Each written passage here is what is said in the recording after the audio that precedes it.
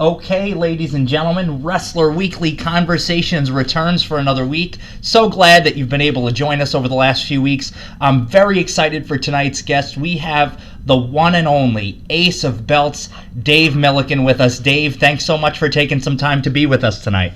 Man, I'm looking forward to talking to you, Mike. We got pushed back a little on time, so everybody doesn't know that, but now they do, so I appreciate you waiting on me. Oh, anytime, man. Anything good I've always found is worth the wait, you know? Awesome.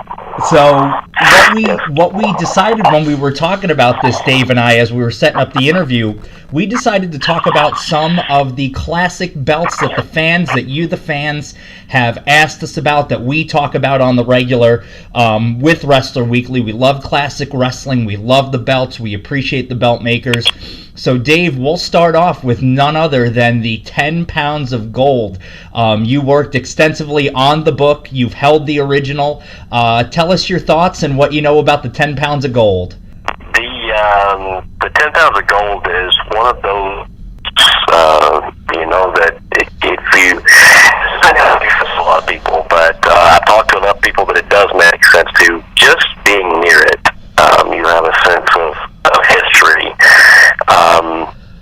I've talked to other people that have been connected to the pro wrestling business for many years that feel the same way. As a matter of fact, I've been in the room with them when they would get to see it for the first time. And, there's exceptions to everything. Some guys really shrug it off and couldn't care less, but most of the guys have a real reverence for it, and I'm one of those guys too. As far as the belt itself, it's not really, it's not really like anything else that we really do today. It's made by a jeweler in Mexico, and put together piece by piece. And as you mentioned, the book, and I'm not just shilling the book, but the book tells pretty much what we know about it. And, the 10 Pounds of Gold book, which is out there and still available. And the Mid-Atlantic Gateway, they did such a great job, and that's what we love to do here, is really highlight the classics, really talk about those days of wrestling that made us feel something, those belts, those things that made us feel. Obviously, I love your story about how you fell in love with the Southern title, and that was your favorite belt, and that was really what inspired you. Now, that belt was a very specific style of belt that you saw in the territories. They had the smaller plates, but was a very sleek-looking style of belt, and that became very popular for quite some time. Very true, and it's said that it's certainly not a big design of belt, not a big style of belt, but I hear it a lot because we use tag team and one single belt in that exact style in the local promotion that I'm involved with, which where I'm at is Rocket City Championship Wrestling, and I hear it from some of the kids. That's what I call them, because to me that's what they are. But, oh man, these titles are so small. And it's like, well, not really. You're just used to big and cheap with the other places that you work. You're used to a belt that's 3 times the size and probably costs $300. And when it was big enough for those kind of championship belts were big enough for guys like the Zambui Express, for crying out loud, then they're big enough for you too. But I digress. Yeah, that style of belt, man, is absolutely why I do what I do. The Southern Heavyweight Championship out of Memphis being the primary one, but you see it in World Class, of course, had those belts. There were some used even in the Mid-Atlantic territory for a while. So I mean, yeah, that absolutely, something about that design caught my eye. Something that once again, it's the Reggie Parks connection, and I don't think I would do what I do today had I not had I not been exposed to that kind of championship belt. Something about it just really caught my eye. Now, did Reggie design that belt? Is he the designer of that style? Yes. Wow, very cool. And we, as we have changed engraving companies over the past year out of necessity and cleaned out the old one, I found some of the old, which, I knew they existed because we've worked from them. It's just they weren't necessarily in my hands, but some of the old original creations like that, and some of the old original negative use retching and that sort of thing on those old designs. So that was really cool to go back into styles of artwork here. It's just. And it's really tremendous, too. Like I said, I love going back. I agree with you. If those belts were big enough for the Zambui Express and guys like Lawler, I mean, there was something... Belts meant more than they do, I think, today, unfortunately. And that's why I'm so happy to hear with promotions like Rocket City where they're using these championships and that these championships mean something. I can remember years ago, I was talking with the owner of the CWF Mid-Atlantic territory, and he was talking about how they did the television championship and they did the television title rule and how they wanted their belt to mean something. And I think that's important, and I think the look of a belt makes a whole lot. I think, like you said, I think we're used to these big, glitzy-looking cookie-cutter type things, and I think sometimes belts are made now, it's kind of almost like anything else, like shock value. What can we make the biggest, craziest-looking design? Right. Right, and that's exactly true, even in promotions that are prominent. These guys I'm talking to, and I don't mean, I'm not disparaging the guys for sure. Who I am disparaging are the cheap belt makers, the that knock off and they're really cheap and they break easy and that sort of thing. But that they're used to these big. They'll go work these shows and they'll have a big, flashy looking belt at a distance up close. It's probably not that attractive, but it's big, and all in they might have $300 in it, and they have $300 in it for a reason because it's not exactly quality. But the flip side of that, it just does my heart good, man. We've got some good guys that work these shows. Some travel in and out, some are regulars that walk in and immediately. Some of them have won these titles, and some of them have just seen them in the dressing room, but have an admiration for them and say, "Man, that's what it's supposed to look like," And so, of course, that does my heart good too.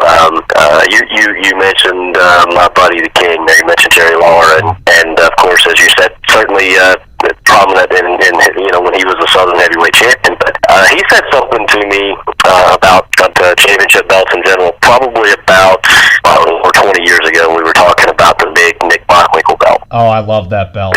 I did too. And Jerry, of course, chased it forever. And then when he finally won the AWA World Championship, the belt had changed and had the smaller belt. And so we were standing in his kitchen one day talking about belts, and I said, I always want you to take that one. As much as I love Nick, and I did love Nick, at least for a little bit, I wanted Jerry to take the big belt from Nick, and he didn't miss a beat. He said, I hated that thing. It's so big, gaudy. It's like, this should be like he said, a championship belt should be like a piece of jewelry. It should be tasteful. And he said, the one that I won was very tasteful. And I thought, well, there's something to be said for that too, of course. But I did love the big belt and couldn't help it, and I keep a copy of it in my den. So but that was just something that came to mind as we were discussing the different size championship belts. Oh, and what a great I love that point of view, and that was also a classic belt. I liken that one to Vern Gagne. I know it was a newer design, but it was the same real, it was a very similar looking belt. I always equate that with being a Vern belt. Well, and that was exactly Vern's idea when he went back to that style. That was exactly what he was going for, and he got, the big belt, which I had the good fortune of knowing Nick for a long time, but really only a few years before he passed away did he tell me. He said, I sketched that thing out, the big belt. He said it was my design. I sketched it out on a piece of paper, and before it was made in the prison, he said I was the one that decided it was going to be this big, ornate, design versus something smaller. And he said, so for the people that love it, that's on me, and for the people that don't, well, that's okay too. But Nick told me that for some reason that had been something that Nick had just never mentioned, and all our talks about the belt and all the times that we looked at it together, and then he one of the last times we talked about it before he sold it, he said that. He said, I sketched this thing out. This was my idea. Wow, I did not know that. So you learn, you can still learn something new. Absolutely, and Nick. Now that belt, I remember, it was originally a tan belt, correct? And then they changed it over to the black. Yeah, it was like a golden, kind of a golden tan deal. And I've had people swear they've seen the two belts side by side, and Nick said that's not possible because he said I dyed it black myself. Oh. So And so I said, well, there it is. I've had people say, no, Nick's just playing, Nick's just working it. Well, I don't know. He looked pretty serious to me. All I can tell you is what the champ said, and that's what I go with. Well, and here's why I believe that story, because if you look at the leather on that belt, you can see there's a lip, almost where like that brown leather used to be. I don't know, maybe I'm just crazy, but I always see to me you can tell it's the same belt.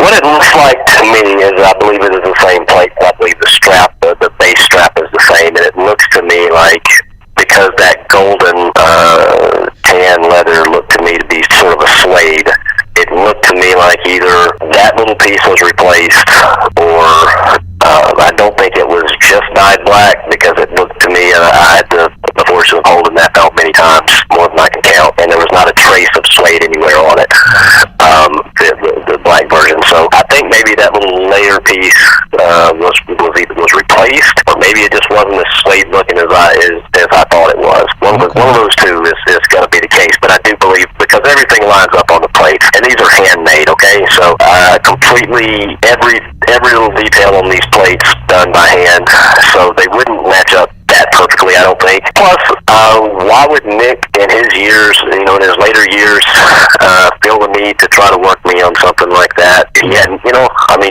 could have just as easily said, yeah, there were two of them. What's the big deal, He said, no, it's not possible that they saw him in the same room at the same time, because this is the only one.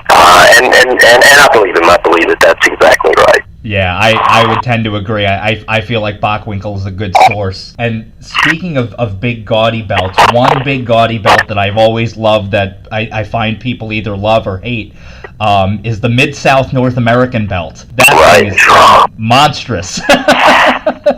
Yes, it is. Once again, that was something that many years ago I went back to the source and I asked Bill Watts about it, and he said, well, I don't think I think you just want to say, I just asked exactly what it was, and I said, who made that thing? And he said, I don't know. I said, you don't know? You paid for it? You don't know? And he said, well, I paid for it. And he said, but my ex-wife had it made, and he said, I believe somewhere in Tulsa, and he said, I don't know who made it. He said it was like, he believed it was like some sort of, some metal workers. If you've ever seen it up close or seen it, you can tell there really wasn't any leather work that went into it. It's just a strap that's cut. And not cut well.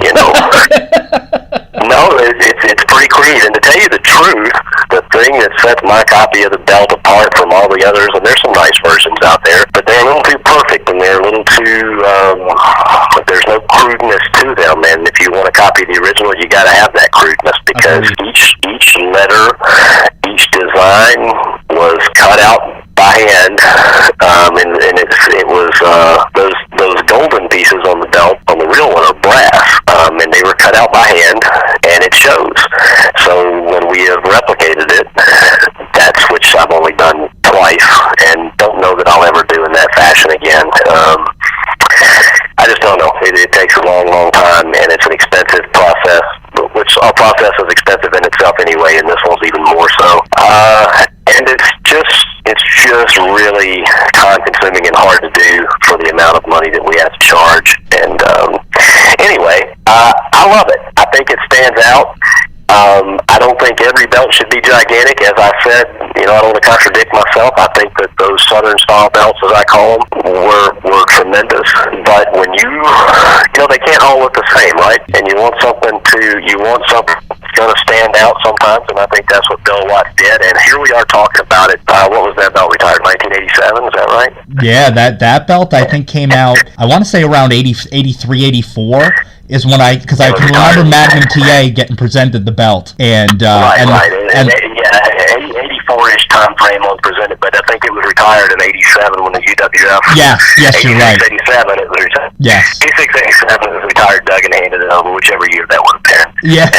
And all these years later, we're still talking about it, and people still want copies of it. Yeah, okay, so Bill West did something right. I love the design. I think it's so unique, and it really is. It's all plates, and when you look at it, I had heard somewhere, they call it the NWA belt the 10 pounds of gold. I heard somewhere that thing weighed at least just the brass, the metal on it weighed some 29 pounds.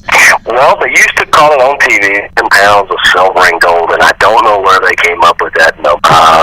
It just sounded good, I guess. I don't know. It's big, it's a heavy belt. Legit, I think it weighed out at something like 14 or 15 pounds. It's been a long time since I weighed it, and I did just out of curiosity. The thing about that is, most belts, when you say 10 pounds of gold, and most of them really are more like 5 or 6, Yeah. and that's, so when you say, that thing weighed 15 pounds, you think, that one had to weigh a lot more. Well, not really. Okay, First of all, the plates were thin. The plates were layered together, but they were thin. And the base metal on it was like stainless. So you got all this stainless and glass. So it's heavy, for sure. And had it been thicker, of course it would have been a lot heavier, and 27 pounds would have been pretty easy. But as it is, man, let me tell you something. When you're strapping a 16 pound belt around your waist, that's a lot of weight. Yeah. I think the biggest misconception that I hear about that, and I hear it all the time, anytime that comes up, is, man, nobody can even wear that thing. And if you really just watch the videos, they're out there. Yeah. From Magnum to Terry Taylor could wear it and did wear it. Yeah. Those guys, when a guy like Terry Taylor, who didn't have a big waist, could easily wear the belt, that's just one of the biggest misconceptions. That you couldn't even wear it. Yeah, you could. See, it was a suit of armor, to be sure.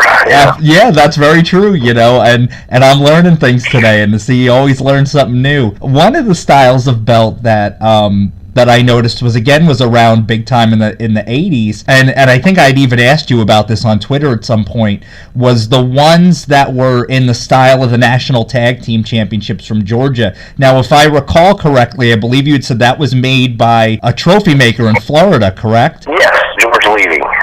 George Levy Company did all those style belts, from the white and blue ones, so the National Heavyweight Belt and Southeastern Belt and whatever, and then the Southern Tag Team Belts in Memphis, and in the late 70s, and the National Tag Team Belts, as you just said, in Georgia. So yeah, that was the George Levy Company out of Florida. Yeah, and I know that Florida went with that style. I remember the old Bahamian belt, right? It had the big Bahamas flags on the side, and I always thought that was cool looking. Yeah, I've had that belt in my hands too. It's pretty cool to look at. It's they were, but nobody was trying to reinvent the wheel back then when it came to a championship belt. It was just supposed to be, it was an award, it was a trophy, which kind of goes hand in hand, because trophies, George Levy was basically a trophy and an award company, and not primarily a championship belt company. So, and it was just I think they served their purpose well, and once again, these are designs that people still ask for, so they did something right. Oh, yeah, and to me, again, a classic design. I can remember being a kid and seeing the Road Warriors wear those National Tag Team belts, and the hours I spent trying to draw them and, make them out of paper and cardboard, and, I think there's something special about a design that can catch your eye like that.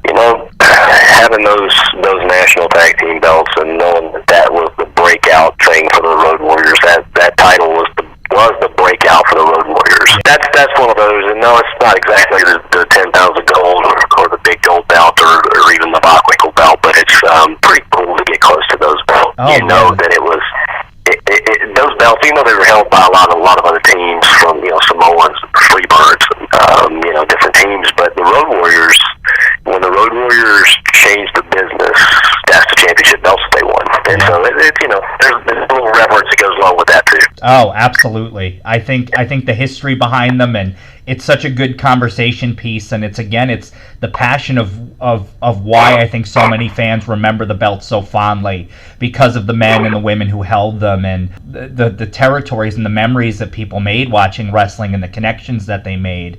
And some of the belts that really stand out to me, I think, are on the opposite end of the spectrum in terms of they're very unique, were the old Southwest belts that were the cowhide belts, which was a very interesting design but really fit that territory. I feel and see a lot of people remember them fondly, those big gaudy tag team belts that had the cowhide and the print and all that. Sure. It was really something.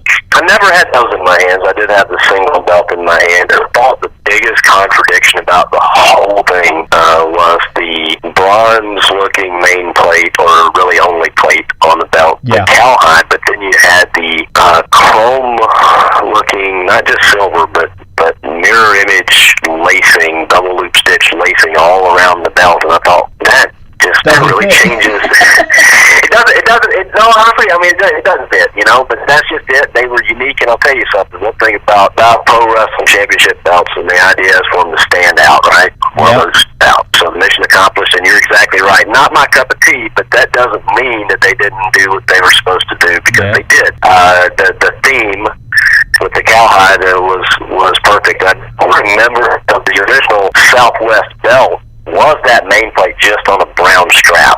Yes. Reworked it and put it on the cowhide, and then with the lacing and stuff, as we talked about, and some conchos and whatnot. But it definitely stood out, and as far as the theme goes, I think they nailed it. Oh, absolutely. And again, I think it brings back those memories of Wahoo McDaniel and Tully Blanchard and Gino Hernandez, and just these wrestlers that we connect with through the belts. Folks, absolutely. What a great conversation with Dave Millican. So excited to have his expertise here. You can catch us on future episodes of Wrestle Weekly Conversations. Hopefully Dave will be kind enough to come back with us again and talk some more belts. But thank you for joining us. Thank you for being with us. We look forward to doing another episode soon. Thank you, take care, and God bless you.